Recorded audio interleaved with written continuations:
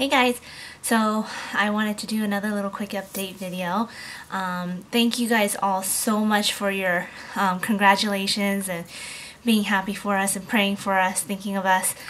This is definitely a shock, and so we were hoping and praying that it could happen before we ended up going, the fertility route, but we honestly really just, I didn't think that it was going to happen this month. I was just kind of really content with the fact that we were going to have to go down the infertility route, whether that be medication, IUI, IVF, but it is definitely a nice surprise indeed to find out that we are pregnant and that we don't necessarily have to go down that path quite yet. It's still really early, of course. I'm 3 weeks, 6 days today. So I just went and got my blood drawn for beta HCG and progesterone today. This morning, I just got back. So they're gonna find out the results and let me know by this afternoon and then communicate with me what we need to do next. So I haven't canceled my husband's semen analysis yet. That's scheduled for this coming around Friday. So I should get that call soon, and then I'll put the clip in here as well for today's video. So one of my subscribers have asked me to do a visit, or asked if I was gonna do a video about my 2-week wait. This cycle, any symptoms that I could probably, think about that could have been related, but like I mentioned, honestly guys, like this cycle, I really didn't think that I was pregnant. I didn't have any of the symptoms, like even when I'm normally ovulating, I have some really clear ovulation symptoms, like whether it be twinges in my ovaries or cramping in my uterus if it's implantation, definitely some sort of boob thing, if it's not sore or sensitive nipples, that kind of thing. But I'm telling you guys, I was not even that much bloated than normal. Like ovulating and then during your luteal phase getting really bloated. Like I remember thinking to myself, I was like, I don't think I even really did ovulate. Maybe my temperatures are just lying to me because I don't have the classic progesterone ovulation, post-ovulation symptoms that I usually get. Like I'll at least get some sensitivity in my breasts, definitely some bloating, but nothing was out of the ordinary, guys. Like so much so that I didn't even think that I really ovulated. I even googled like, what was it, like silent anovulation, so like you have all the other signs that you have ovulated but not like an actual egg released from your ovaries, that kind of thing. So I was convinced that I didn't even ovulate this cycle, guys. Like I mentioned, I ovulated so late too. Let me bring up my chart for you guys. Another subscriber asked me like what fertility tracking app I use, and I did answer the question that you asked, so hopefully you saw that. But I use the Fertility Friend. I've tried, let's see, there we go. Yeah, so I've tried Ovia before I did the Fertility Friend, like last year before I got pregnant. Then I tried downloading Glow this time, but ever since I started using the Fertility Friend app last year, I think it's just more scientific in a way. Like it really analyzes when you ovulate and everything based on your temperature and everything. I found that the Glow app, once you put in a positive OPK, it counts, it automatically counts the next day as your ovulation, even if you haven't had a temperature spike. So I don't know how accurate that is. That's why I told you guys, like, I don't really know how many DPOs I really was. I could be 1 day shy or 2 days shy or 1 day forward, 2 day forward. I really don't even know exactly how far along I am, other than around the 3.5, 4 week mark. So my temperature, guys, look, I ovulated cycle day 28. Like, that's so late. So late. It is possible that I even ovulated a day later than that. It's just depends on what temperature I put in. But it worked. We just kind of kept going at it. Like, I noticed that my body did try to ovulate around the normal time. Like, I had EWCM on cycle day 16, 17, 18, and then it just kind of went back. And then it took a whole week for my body to try to ovulate again, and that's why I ovulated so late. But we are pregnant. So I guess if I really had to symptom spot you guys, which I really wasn't even doing that this time, it was nice that we had family because my mind was just not on it constantly. And they left last night, so now I'm kind of gonna be busy cleaning up and things like that. But maybe I was just a little bit gassy, maybe I was just a little bit bloated, but not enough to think that I was bloated. I did start getting more tired the last couple days. And I was moody on that Friday that I took the test and got the faint positive.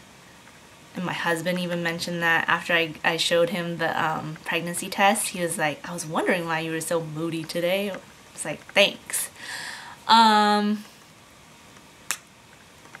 Little bit of headaches. Like, but we were sleeping late. We were running around. I was busy. Like, we were having a good time. I even drank a glass of wine because I didn't know I was pregnant. I didn't think I was pregnant. So I didn't drink a ton. I just drank like a glass of wine here and there. Not even like a lot. Which is fine, they say. What else? I mean, nothing. Like, if I was to tell you 2-week wait symptoms for like my last pregnancy, I had insomnia, I had lack of appetite, I had sensitive nipples, I had vivid, crazy, doesn't make sense dreams, lots of twinges, I had a side ache, all that stuff. I didn't have any of that, guys, so I was convinced I was not pregnant. I don't know how it happened. A little bit concerning though, because I would love to be blessed with not having to have a hard pregnancy and having little to no symptoms, because I know women do have that with healthy pregnancies. But sometimes you just wish that you had a little bit of something, like nausea. I mean, I wouldn't even mind a little bit of nausea just to know that everything's progressing well. But I've been testing like a mad woman after I got that faint positive. So I've seen the tests getting significantly darker within like even like 1 day, especially 2 days. So I think that I'm in the clear for now. I mean, I'll take it day by day. Right now I'm pregnant, you know. Right now we're pregnant, and right now I'm feeling good. Right now I'm happy. Yesterday in the afternoon I went to the bathroom. I had to go number 2, TMI. But I had like literally like just that couple hours, like when I went to the bathroom, I had like a little bit of bleeding, like red, bright red bleeding. Like I yelled out, no! But it didn't last. It literally was just that, and then it's dried up, and I haven't had any spotting. I haven't had anything. So I'm hoping that that's okay. I did have that type of spotting last time I got pregnant on cycle day or 11-12 DPO. I remember 11 DPO, I had like a light flow almost, so I thought my period came, but then the next day it stopped. So then that's when I tested and found out I was pregnant last time, last year. So I'm hoping that that's okay. That's why I did go and get my progesterone drawn, because ever since I had my miscarriage, I've had a little bit of a hunch that maybe my progesterone is just a little bit lack, because even after the miscarriage, I remember getting a false positive on my on a pregnancy test, and I went in for a blood test that day and they said it was negative, but they checked my progesterone as well and it was 11.1 or something like that. And my doctor said, oh, anything above a 10 is perfect. But if a 10 is not good and an 11 is okay, like, it's just only one apart. Like, it's just, I don't know, it's not a big difference to me. I feel like I don't want to be on the borderline. And I've heard from other gals on here that go through IVF and go through a fertility route, their doctors always want their progesterone to be 15 or higher. So I'm hoping that checking my progesterone today, the doctor will see if it's at a good level or not, and then he'll supplement me if I need it.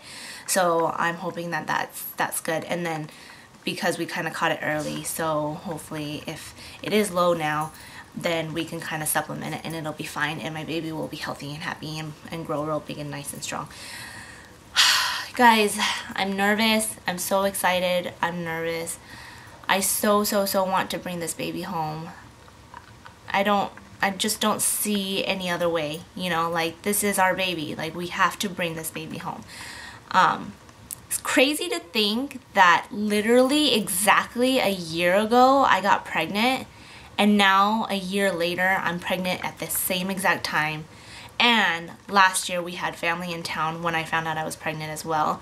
And this year the same family was in town, but we didn't tell them this time. Last time we were, you know, gone. My husband and I had an errand to run, so we left. They stuck around the house, and they like snooped through my bathroom and found our pregnancy test, and that's how they found out that we were pregnant. We were not planning on telling them that so soon, but that's how they all found out that we were pregnant. I was probably more like 7 weeks along that time. But this time I made sure, as you could see from my last video taking the test, I was just very cautious about it. I don't want to tell anyone until we have seen a heartbeat, just because it's stressful enough for us anyways to go through everything in the beginning that I don't want to stress any of my family and friends out. But we do want to share soon. It's just I just want to see that heartbeat. And once I see that heartbeat, I will be more at ease to tell our close friends and family that we are pregnant and expecting again. We did tell my father-in-law though, because he has been asking for a grandchild from us for years now, probably at least the last 10 years.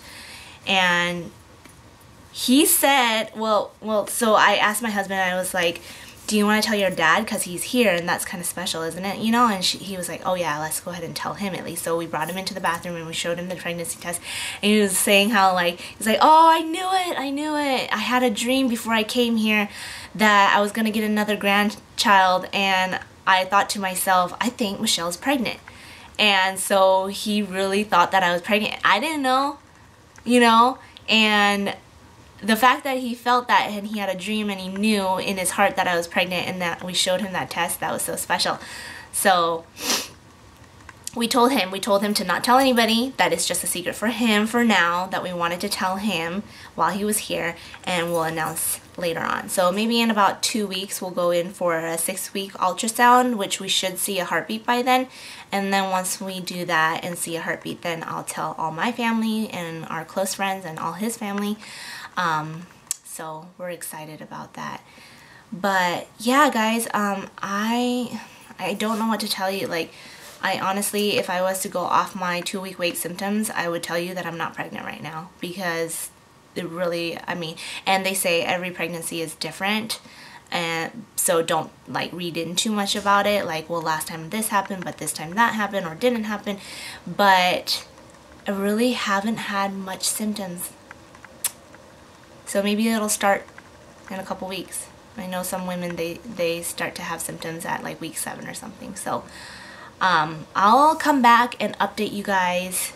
Well, I'm gonna update you guys in this video, like when my doctor calls. So I'll see you in a little bit. Yes, so I got a positive OPK on the 1st and 2nd of July. Okay. And then I got a temperature spike and sustained spike from the 4th or 5th on. Okay. Okay, I just had a really long lead up time. Yeah, and usually it's not like that, but this cycle was really different where my period came like 2 days early, and then I didn't ovulate until like almost a week later than I usually do. I usually ovulate late anyways, around like cycle day 18, 19, so I have like a 30 something day cycle usually, but okay. yeah, this was really long. our timeline is going to be a little bit off because we don't have. I don't have it based off of ovulation. So you should be about. But the most important thing is going to be that the numbers are going. The numbers are increasing. Okay. So let's see. You should be about.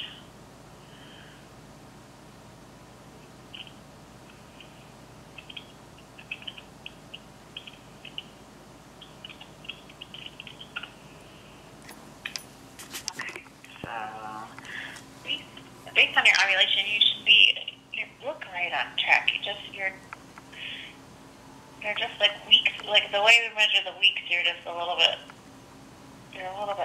off. But let's get you back to schedule you to come back on Thursday and take a look and see that it's going up. We want the number to at least double in that time frame. So we'll just make sure that the level's going up.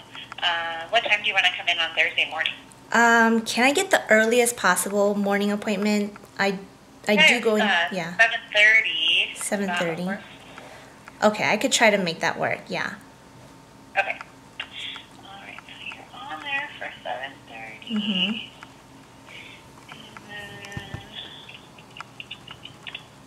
And I saw the message about your husband's testing. Yes. For the 21st, and it's up to you whether you want to cancel or not. Assuming everything goes along great and everything looks good, it's up to you if you just want to cancel or not. Okay. We could say sure because you have a positive, but if you're unsure or anything, you can cancel it and then reschedule. Hopefully you don't need to. Hopefully everything's great, but but yeah, it's up to you guys. If he wants to cancel, just have him call the andrology department and let them know. Okay, I'll let him know that. I had another question about the progesterone level. Actually, I guess both of them, would you consider them I guess because it's hard to know how far along I am, but would those numbers be considered low or normal? So based on your ovulation time frame, those numbers look good. Yeah. Based on the weeks along, but based on from your period start, it seems low. Right. But from your ovulation, it looks good. So I think we're just going to have to go based on the next one. How everything rises, and then so we'll check in 3 days, and if your number has doubled and it looks good, then we schedule you for an ultrasound, which is usually around the 6.5-week mark. But we base that on your period start, which is where you're going to be. So we'll just get some guidance from Dr. Upsall to see when he's going to want to see you for that ultrasound. But, sure. but everything, it looks good for our first. When we do the first, when patients report positive tests, and when we do the first testing, that looks great. We consider a first strong positive to be above 50, and yours is 110. So it looks good based on when you ovulated and everything. So I'm just a little. We're gonna have to see how everything rises and just kind of monitor from here. Sure. But we would do that normally. So right. I guess I'm just a little bit concerned about the progesterone because I've had it taken before when I had a false positive, and it was a little higher. Wouldn't the 9.93 be considered a little bit low? Dr. Upsall didn't make any note of that, of it being low. I have been spotting as well. That was one of the things. I didn't think that I was pregnant this cycle because I was slightly spotting all week up until I got the positive. And then I had a little bit of a bleed with a bowel movement yesterday afternoon, but then it stopped, so it hasn't continued. But I'm just worried because last time I got pregnant and then we had a miscarriage, but I did bleed a little bit more than I did this time. But I just thought it was my first pregnancy. I thought some spotting was normal. I just kind of let it go. But I'm just kind of more concerned, I guess, this time around. It's normal for around 30% of women will spot in their first trimester, so it's definitely normal. But we're not gonna. Like I said, we're not gonna know what's happening until we see that level, see what the HCG level is doing. We could check another progesterone level if you want to when you're here. On Thursday as well, just to kind of see.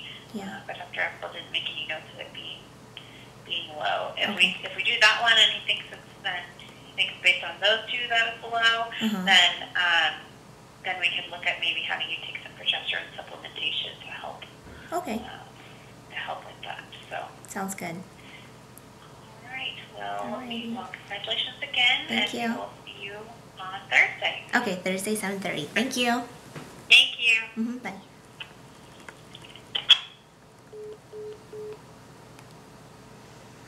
Oh my gosh.